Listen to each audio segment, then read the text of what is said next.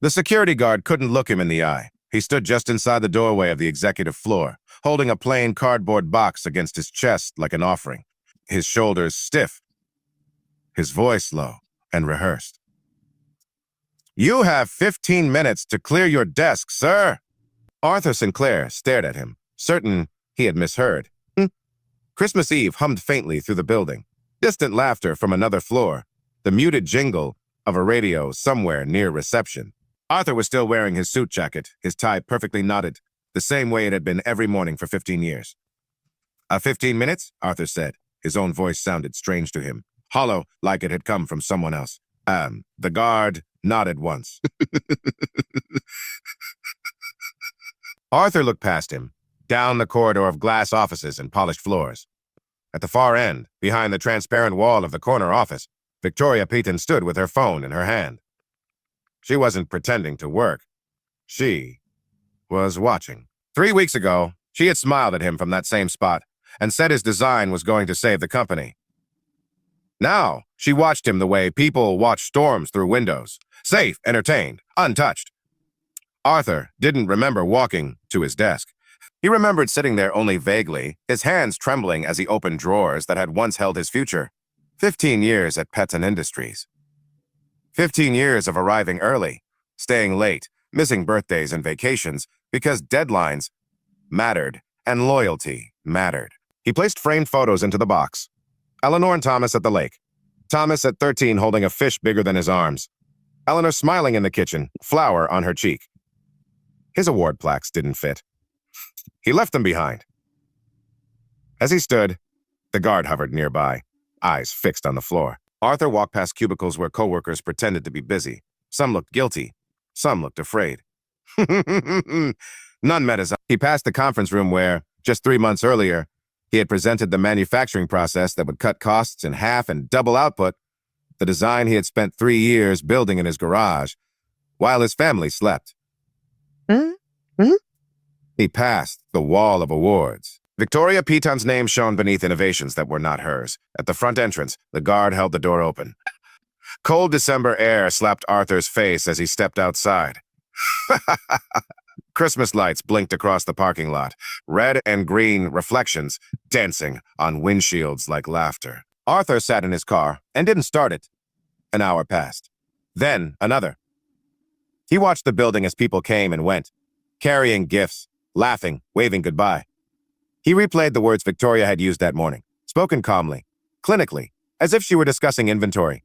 Gross misconduct, immediate termination, a forfeiture of all benefits. When he finally drove home, the sky was already dark.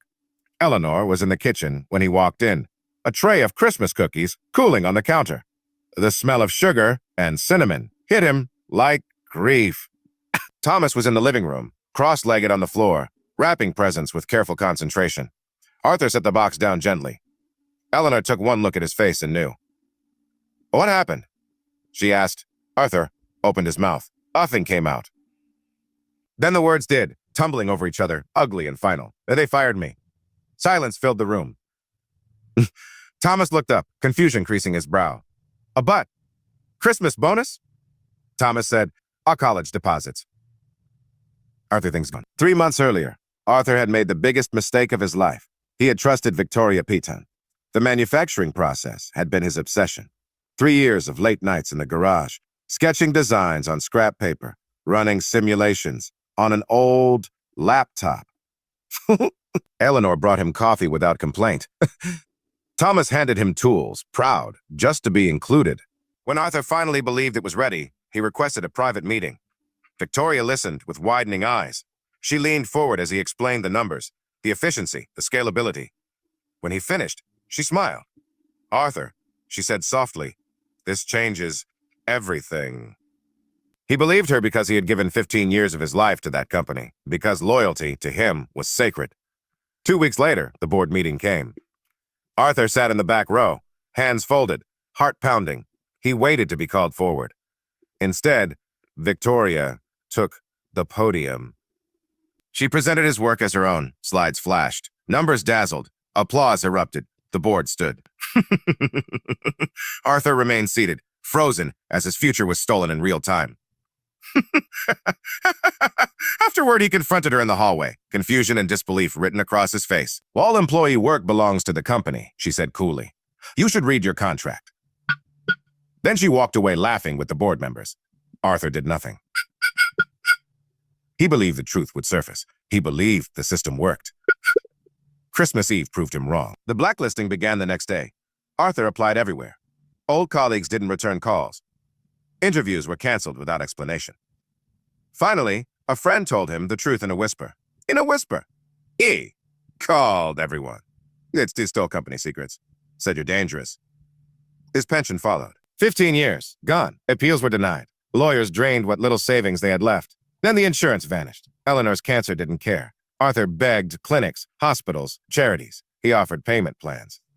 Promises. His pride. None of it mattered. Eleanor died 6 months later in a county hospital bed instead of the private room she'd once had.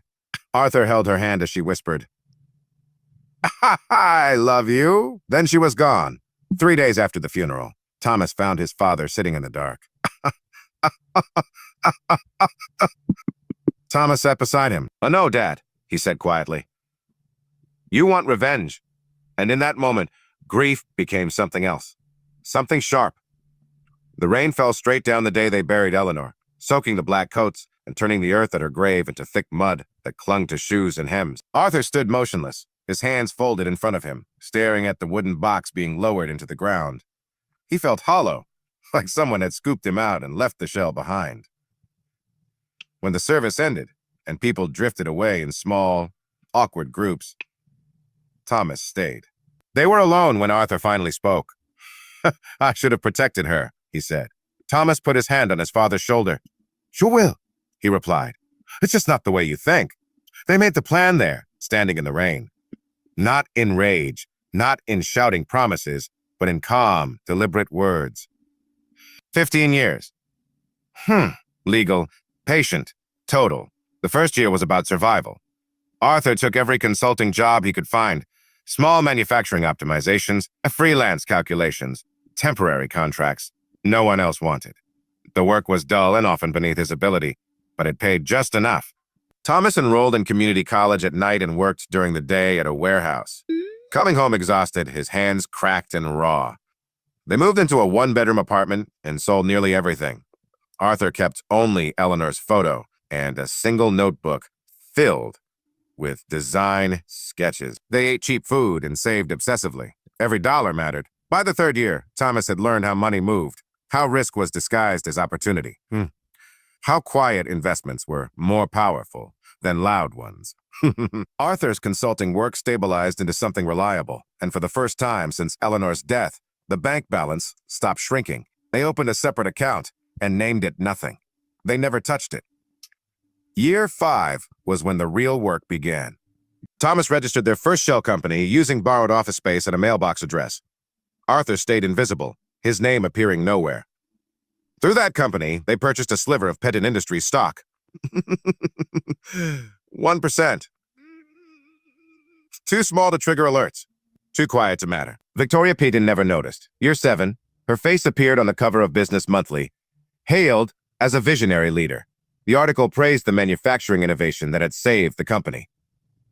Arthur bought the magazine, cut out the cover, and pinned it to the wall above his desk. He looked at it every morning. Remember, he told himself. Remember why? Victoria's success was fragile. Without Arthur's mind behind it, she made careless decisions. She chased short-term gains, ignored long-term risks, and relied too heavily on the stolen process she didn't fully understand. The stock dipped. Arthur bought more. Year 10, they owned 8% through multiple shell companies. Still invisible, still patient. Thomas graduated and took a job at a small investment firm. He learned how to hide intent behind spreadsheets and how to smile while preparing traps. By year 12, he opened his own firm with 3 clients and a rented office. By year 14, they owned 47%. Victoria had no idea. She was desperate now, leveraging assets, borrowing recklessly, convinced she could outmaneuver the market. She never imagined the man she destroyed was still alive, still watching. Year 15 arrived quietly. Arthur was 55. His hair was gray. his face lined, but his mind was sharper than ever. Victoria needed to sell 4% to cover her debt. Thomas's firm made the highest offer. Victoria approved the sale without checking who was behind it. On Monday morning, the papers were signed.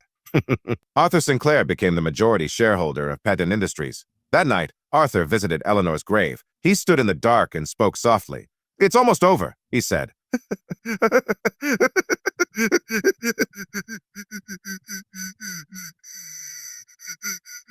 They weren't finished. Margaret Chen had worked at Patton Industries for 20 years. She had watched Victoria steal Arthur's design, stayed silent out of fear. But she had kept copies of the original documents hidden in a safety deposit box, waiting.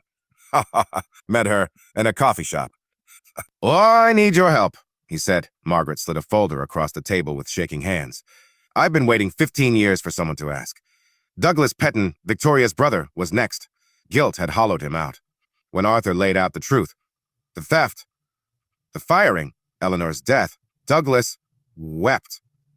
"You heard her brag about stealing it," he confessed. "I did nothing." "Help me now," Arthur said, "or go down with her." Douglas didn't hesitate. "Tell me what you need." The pieces were in place. Victoria Patton had stolen a man's work, destroyed his career, and indirectly killed his wife. She had no idea her reckoning was scheduled for Friday at 10 a.m. The annual shareholder meeting was scheduled for Friday at 10 in the morning. Victoria Patton spent Thursday night in her penthouse apartment, standing in front of a mirror, rehearsing the same speech she had delivered in different versions for years. Innovation. Vision. She smiled at her reflection, practiced the pause that always earned applause, and slept soundly, convinced the world still belonged to her. 3 blocks away, Arthur Sinclair sat in a quiet hotel room with his son and their attorneys. Documents were stacked neatly across the table: ownership records, transfer confirmations, original patents, dated schematics bearing Arthur's handwriting. Thomas checked his phone constantly, waiting for the signal. Friday morning, Victoria arrived at headquarters in her most expensive suit. Cameras waited. Investors murmured. Douglas Patton sat at the board table with damp palms, barely listening as Victoria began her speech.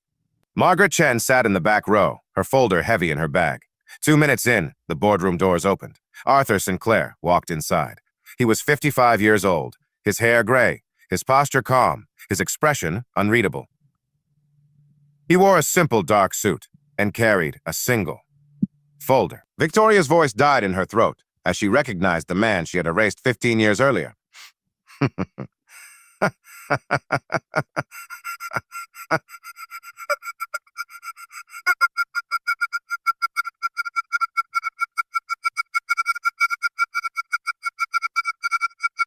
Victoria stared, unable to speak. Margaret stood and handed Arthur the documents. He held up the originals, his name, his handwriting, the dates. Douglas rose next.